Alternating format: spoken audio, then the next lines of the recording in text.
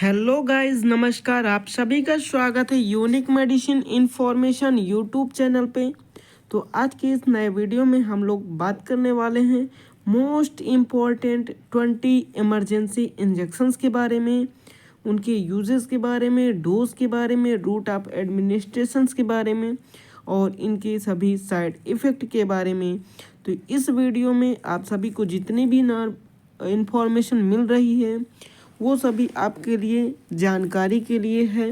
तो आप इसमें से किसी भी प्रकार के मेडिसिन्स का यूज ना करें। यदि आप यूज करते हैं तो इसके जिम्मेदार आप स्वयं होंगे, और यदि आप इसका यूज भी कर रहे हैं तो आप अपने डॉक्टर से सलाह लेकर के ही यूज़ करें। तो चलिए हम शुरू करते हैं आज के जो मोस्ट इम्पॉर्टेंट इमरजेंसी इंजेक्शंस हैं उनके बारे में। ये इमरजेंसी इंजेक्शंस आपको बहुत ही हेल्पफुल होने वाले हैं और ये इन्फॉर्मेशंस आपके लिए बहुत ही हेल्पफुल होने वाली है। यदि आप किसी भी जगह प्रैक्टिस कर रहे हैं तो आपके लिए बहुत ही मतलब यूजेबल है। तो चलिए शुरू करते हैं। तो यहाँ पर इमरजेंसी इंजेक्शंस में हम यूजेस के बारे में, डोज के बारे में, रूट ऑफ एडमिनिस्ट्रेशंस के बारे में और साइड इफ़ेक्ट के बारे में देखने वाले हैं।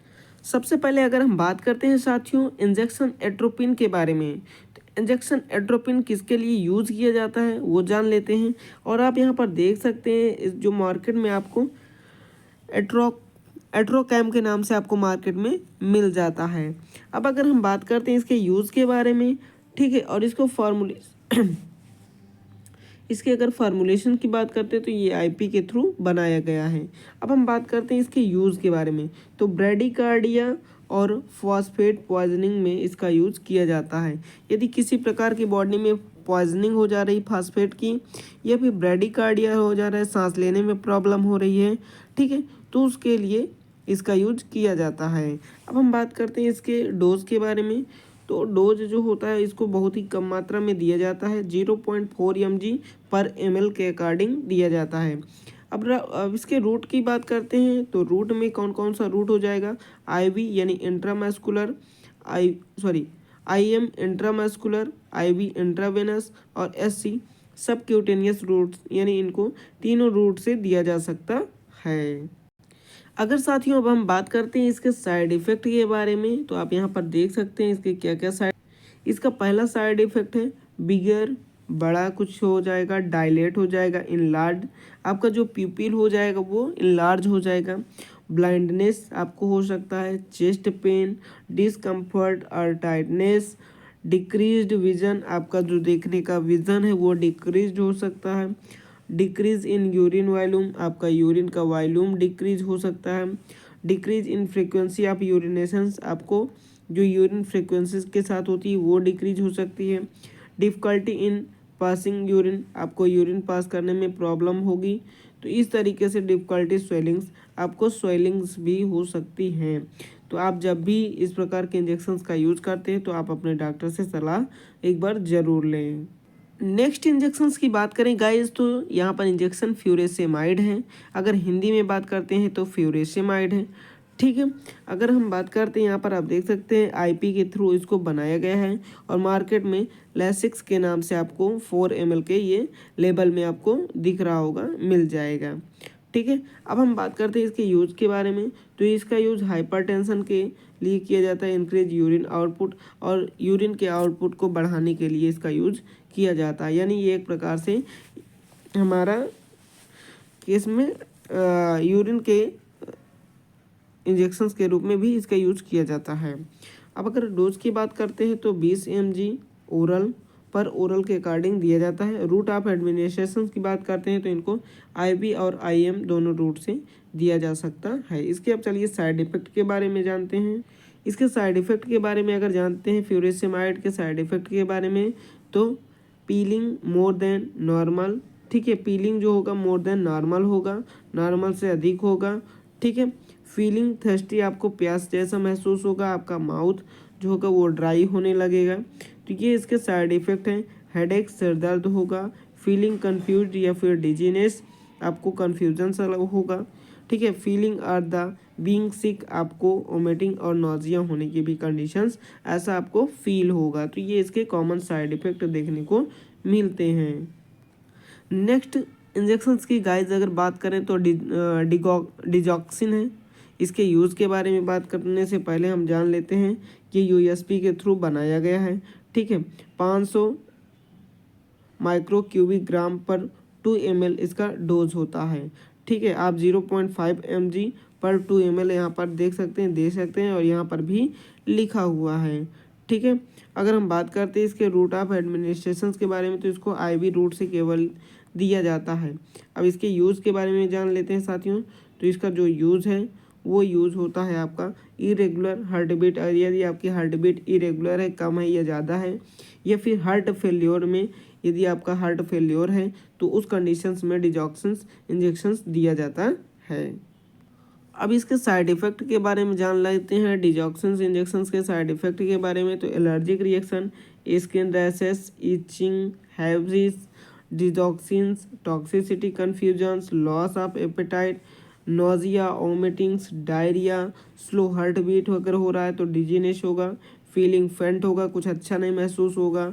ठीक है, लाइट हेडेक होगा और कन्फ्यूजन बना रहेगा। तो इस तरीके से ये सारे आपको साइड इफ़ेक्ट देखने को मिल सकते हैं यदि आप इसका यूज़ करते हैं। इसीलिए मैं आपसे बार बार विनती कर रहा हूँ कि आप जब भी इसका यूज़ करें, आप अपने डॉक्टर से सलाह ले करके ही यूज़ करें। ठीक है, बाकी इसके जिम्मेदार फिर कोई नहीं होगा। नेक्स्ट बात करते हैं इंजेक्शन पोटेशियम क्लोराइड के बारे में। अगर इसके बात करते हैं तो हाइपोकैल्सेमिक, ठीक है, कैल्शियम का मात्रा को इंक्रीज करने के लिए, मेंटेन करने के लिए बॉडी में इसका यूज़ किया जाता है। ठीक है, डोज के बारे में बात करते हैं तो 150 mg पर ml इसको दिया जाता है, और रूट ऑफ एडमिनिस्ट्रेशन की बात करते हैं तो आईवी रूट से इसको केवल दिया जाता है। अगर हम इसके साइड इफ़ेक्ट के बारे में जान लेते हैं साथियों, तो injection side reaction, pain, swelling, जहाँ से इंजेक्शन को दिया जाता है वहाँ पे पेन होगा, स्वेलिंग हो सकता है और रेडनेस भी हो सकता है। ये इसके हमें कॉमन साइड इफ़ेक्ट देखने को मिलते हैं। डायरिया की कंडीशन हो सकती है, वोमिटिंग हो सकता है, एब्डोमिनल पेन हो सकता है और फटीग भी हो सकता है, आपको थकान सा महसूस होगा। नेक्स्ट इंजेक्शन की बात करते हैं गाइस, तो कैल्शियम ग्लूकानेट है। कैल्शियम ग्लूकानेट की अगर हम यूज़ की बात करते हैं तो हाइपोकैल्सेमिक कैल्शियम लेवल यदि हमारे बॉडी में कम है तो उसको इंक्रीज करने के लिए इसका यूज़ किया जाता है इमरजेंसी कंडीशन में। ठीक है, क्योंकि हमारा जो ब्लड प्रेशर है वो मेंटेन हो जाए। मैग्नीशियम टॉक्सिसिटी को ठीक करने के लिए इसका यूज़ किया जाता है। अगर डोज के बारे में बात करते हैं तो 100 mg पर ml इसको दिया जाता है, और रूट ऑफ एडमिनिस्ट्रेशन की बात करते हैं तो आईवी और आईएम दोनों रूट से इसको दिया जाता है। इसके साइड इफ़ेक्ट के बारे में बात करते हैं तो स्किन रैशेस हो सकता है, इचिंग, हैवीज हो सकता है। ठीक है, स्वेलिंग ऑफ द फेस में स्वेलिंग सा हो जाएगा, लिप्स, ठीक है, टंग एंड थ्रोट में भी ये इन्फेक्शंस देखने को मिलता है, साइड इफेक्ट देखने को मिलता है। Fast and irregular heart beat irregular हो सकती है। Pain, redness and irritation at injection site, जहाँ पे इंजेक्शन को दिया जाता है वहाँ पे इरिटेशन हो सकता है। तो इस तरीके की कंडीशंस हमें देखने को मिल जाती हैं। नेक्स्ट इंजेक्शंस की बात करते हैं गाइस, तो सोडियम बाइकार्बोनेट। ठीक है, सोडियम बाइकार्बोनेट इंजेक्शन जो आईपी के थ्रू बनाया जाता है। अगर हम बात करते हैं इसका यूज़ के बारे में तो इसको हाइपरकालमिया के ट्रीटमेंट में दिया जाता है और कोकीन टॉक्सिसिटी को ठीक करने के लिए दिया जाता है। अब बात करते हैं डोज के बारे में, तो 75 mg पर ml इसका यूज़ किया जाता है। रूट ऑफ एडमिनिस्ट्रेशन की बात करते हैं तो इसका केवल आईवी रूट से ही दिया जाता है, इसका यह यूज किया जाता है। अगर हम इसके साइड इफ़ेक्ट के बारे में जान लेते हैं साथियों, तो क्या होगा, हेडेक, मसल्स पेन, मसल्स में पेन होगा, इचिंग होगा, ये इचिंग है।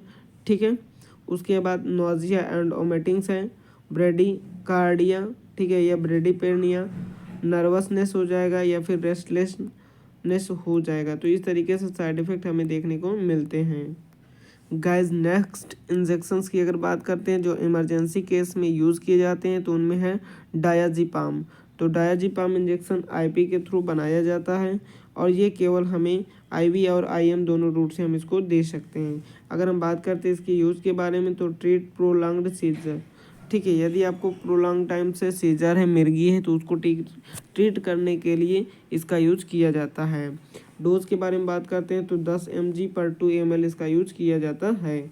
रूट ऑफ एडमिनिस्ट्रेशन की मैंने बात कर ही लिया था, IV और IM रूट से इसको यूज किया जाता है, दिया जाता है। अब अगर हम इसके साइड इफेक्ट के बारे में बात करते हैं तो डिजीनेस होगा, ड्रोजीनेस होगा, कन्फ्यूज़न होगा, headache, muscles weakness, blood vision, chest pain and discomfort, ये सारी कंडीशंस आपको देखने को मिल सकती हैं।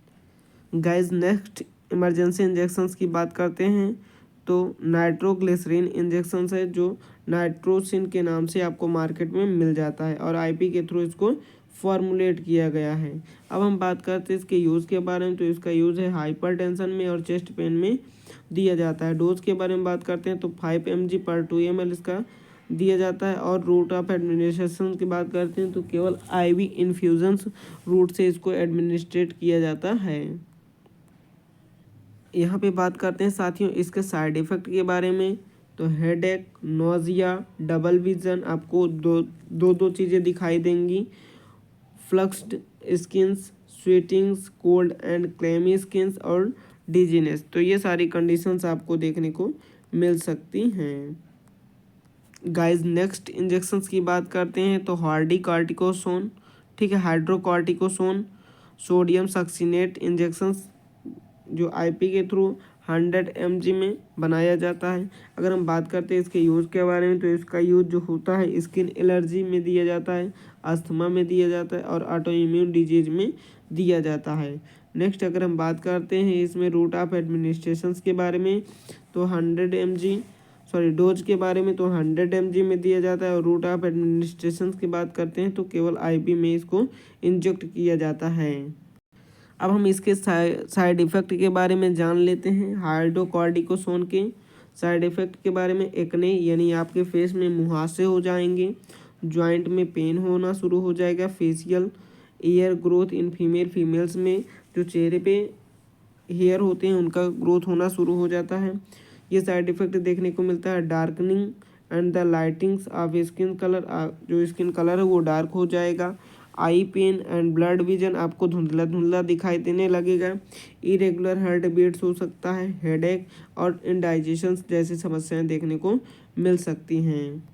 नेक्स्ट और लास्ट इंजेक्शन की बात करते हैं साथियों तो यहाँ पे है हमारा फेनड्रामाइन जिसका यूज़ किया जाता है, आप देख सकते हैं रनी नोज के लिए, स्नीजिंग के लिए, इचिंग और वाटरी आइज़ को ठीक करने के लिए, ठीक है। या किसी प्रकार का जैसे फ्लू हो जा रहा है, कंजक्टिवाइटिस हो जा रहा है तो उस तरीके से इनको दिया जाता है, ठीक है। अब हम बात करते हैं यहाँ पर इसके डोज के बारे में।